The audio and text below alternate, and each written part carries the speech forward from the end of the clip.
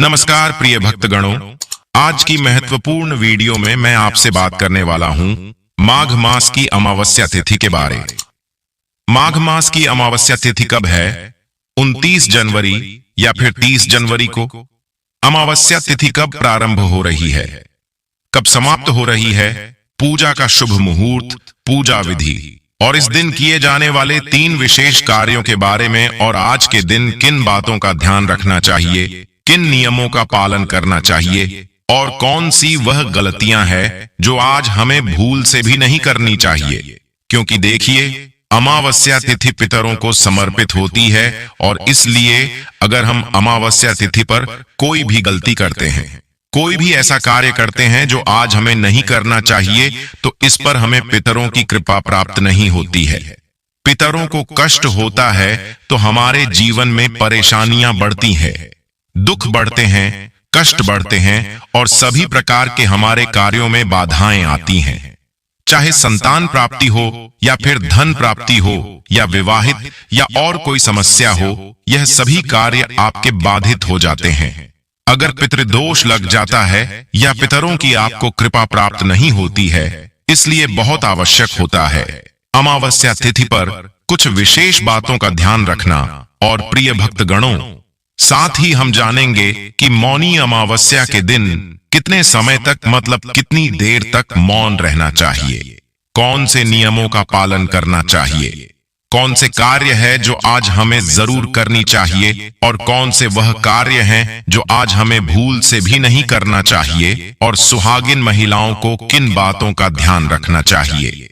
तो आज की इस वीडियो में हम आपके संपूर्ण जानकारी देंगे, तो आप पूरा वीडियो अवश्य देखें। लेकिन उससे पहले आप सभी से अनुरोध है कि वीडियो को लाइक करके हिंदू रिलीजियस टेल्स चैनल को सब्सक्राइब अवश्य कर दीजिए। प्रिय भक्तगणों, वैसे तो प्रत्येक ही मास की अमावस्या बहुत महत्वपूर्ण होती है, लेकिन माघ मास की अमावस्या को विशेष रूप से महत्वपूर्ण माना गया है। इस अमावस्या को मौनी अमावस्या कहा गया है, जैसे कि हर अमावस्या पर स्नान करते हैं, पवित्र नदियों में या फिर दान इत्यादि रहते हैं। लेकिन माघ मास की अमावस्या में एक नियम और जुड़ जाता है और वो है मौन रहने का। अगर मौन रहा जाता है या मौन रहकर दान किया जाता है, तो इसका फल आपको कई जन्मों तक प्राप्त होता है और पितृदोष से आपको मुक्ति मिलती है। सभी प्रकार के कार्य आपके सफल होते हैं, समस्त प्रकार के पापों से आपको मुक्ति मिलती है और अनंत गुना पुण्य फलों की आपको प्राप्ति होती है। तो आज के दिन मौन रहने का विधान हमारे शास्त्रों में बताया गया है। तो आइए जानते हैं अमावस्या तिथि कब प्रारंभ हो रही है। माघ मास की अमावस्या तिथि प्रारंभ समय 28 जनवरी 2025 दिन मंगलवार शाम 7:38 और अमावस्या तिथि की जो समाप्ति है वह 29 जनवरी 2025 दिन बुधवार शाम 6:03 पे अमावस्या तिथि की समाप्ति है। इस दिन पूर्वाहन व्यापनी ली जाती है। तो इस बार स्नान, दान, श्राद्ध, तर्पण आदि का जो भी कार्य है, व्रतादि कार्य है, सभी भक्तजन 29 जनवरी 2025 दिन बुधवार को इन कार्यों को करेंगे। 29 जनवरी को ब्रह्म मुहूर्त का समय सुबह 5:25 से सुबह 6:18 तक होगा। इस दौरान गंगा स्नान, दान, पुण्य का कार्य करेंगे तो बड़ा ही पुण्य फलदायी होगा। सूर्योदय का समय सुबह 6:42, सूर्यास्त शाम 5:40। राहुकाल का समय दोपहर 12:11 से दोपहर 1:33 तक होगा। राहुकाल समय के दौरान कोई भी शुभ कार्य या नया कार्य नहीं करना चाहिए, इस बात का ध्यान रखें। नक्षत्र उत्तराषाढ़ा होगा सुबह 8:20 तक, उसके बाद श्रवण नक्षत्र होगा। मौनी अमावस्या तिथि के दिन सिद्धि योग बन रहा है, जो कि रात्रि 9:22 तक होगा, जो कि बड़ा ही अच्छा योग बन रहा है। इस दिन जहां तक हो सके गंगा जी में, तीर्थों आदि जगहों पर, संगम प्रयागराज त्रिवेणी में गंगा स्नान करें तो इसे अनंत पुण्य फलों की प्राप्ति होती है। इस दिन जहां तक हो सके ब्राह्मणों को भोजन करवाए, ब्राह्मणों को दान और दक्षिणा दे, गर्म वस्त्र आदि का दान करें। गौ, स्वर्ण, भूमि, जहां तक जो भी आपसे बन सके अपने सामर्थ्य के अनुसार दान पुण्य का कार्य करें तो बड़ा ही पुण्य फलदायी होगा। मौनी अमावस्या तिथि के दिन दोपहर के समय में पितरों का श्राद्ध तर्पण आदि का कार्य करना चाहिए।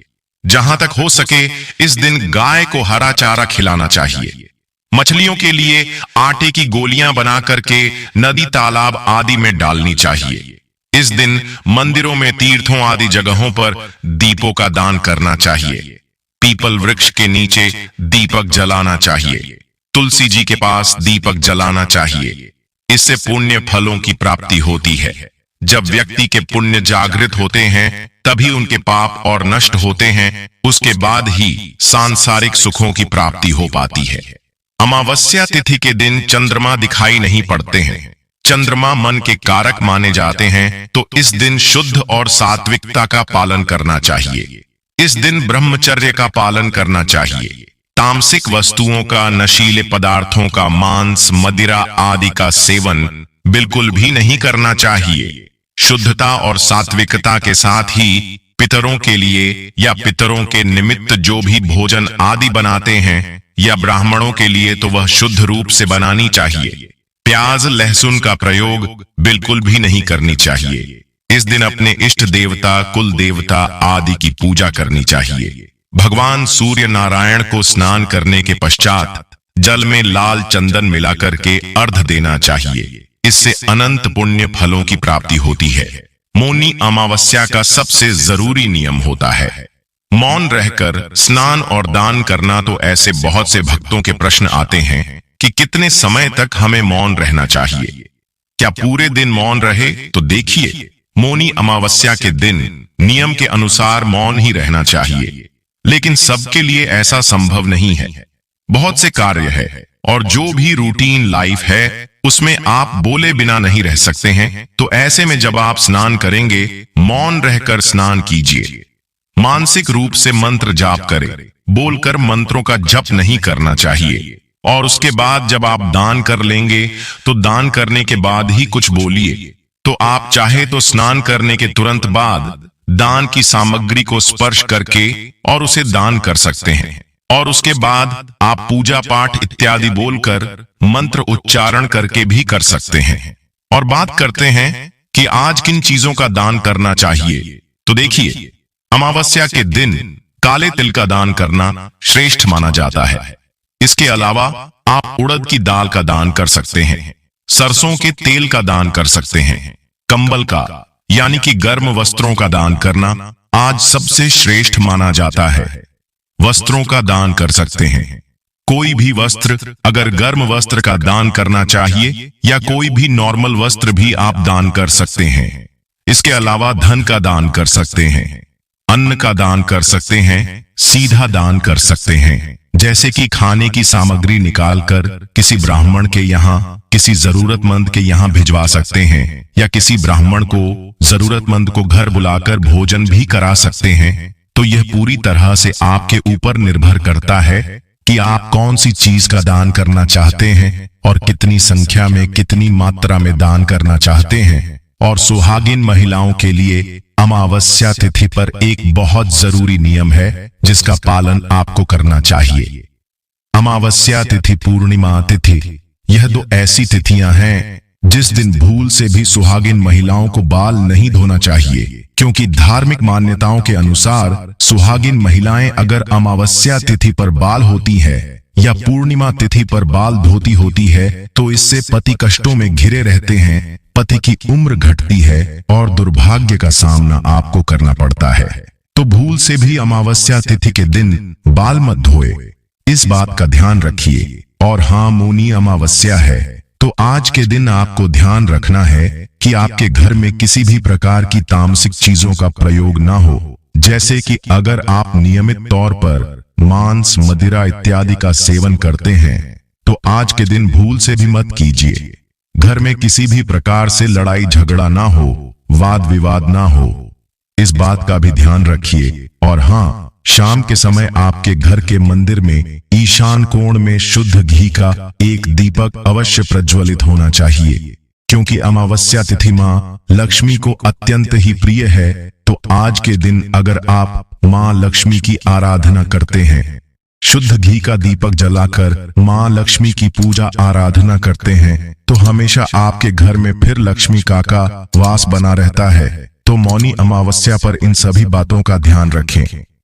तो दोस्तों, उम्मीद करता हूं कि आपको यह जानकारी पसंद आई होगी। पसंद आई है तो लाइक कर दीजिए।